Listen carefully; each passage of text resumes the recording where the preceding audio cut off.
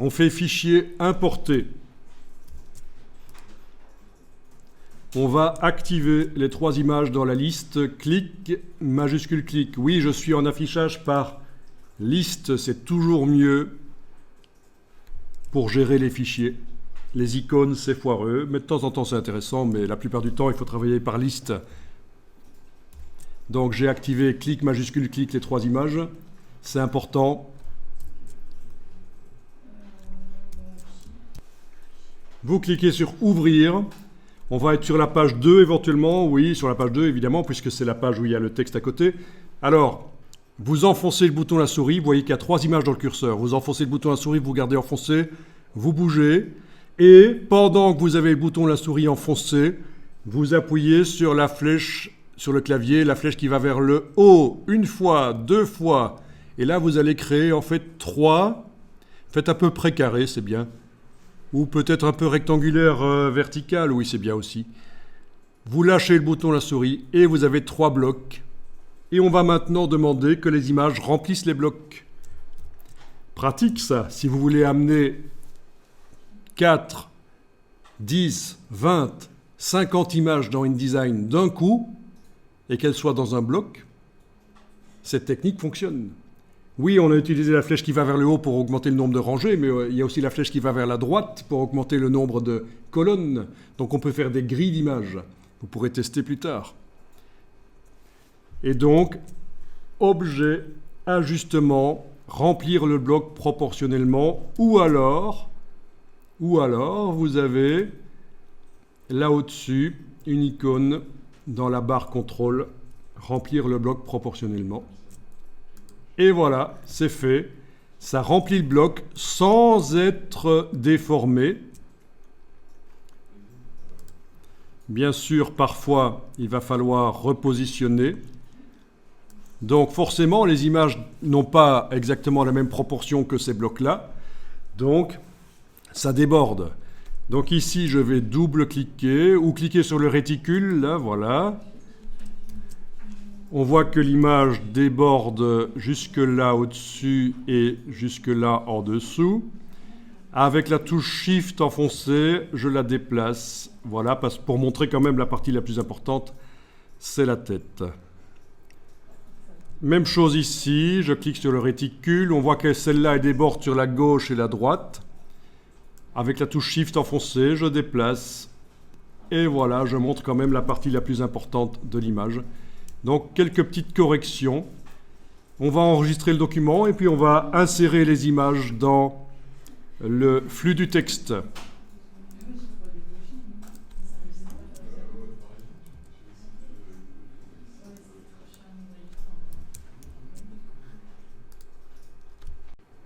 Vous êtes dans InDesign, vous avez zoomé en arrière, on va amener les images sur le côté de la page ici, le côté gauche.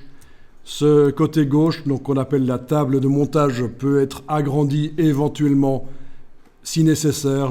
On ne va pas le faire ici, mais c'est dans les préférences repères et table de montage qu'on peut déterminer quelle est la zone qu'on a à gauche et à droite et en haut.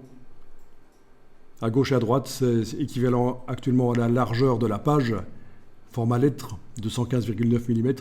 En haut, c'est juste 1 pouce anglais, 25,4. Donc vous voyez, on pourrait augmenter si nécessaire, si on a besoin de plus de place sur le côté des pages.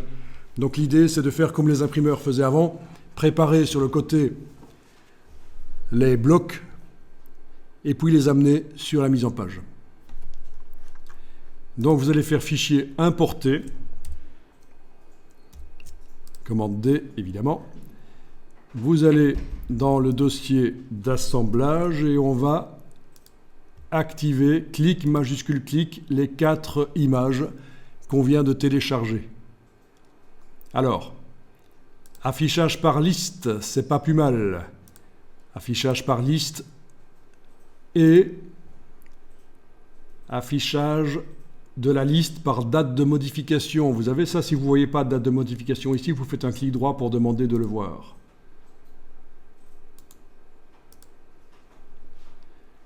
Et forcément, vous avez vos 4 images que vous venez de télécharger. Vous les avez soit en haut de la liste, soit en bas. Et c'est facile de faire clic, majuscule, clic. Donc, vous cliquez sur Ouvrir.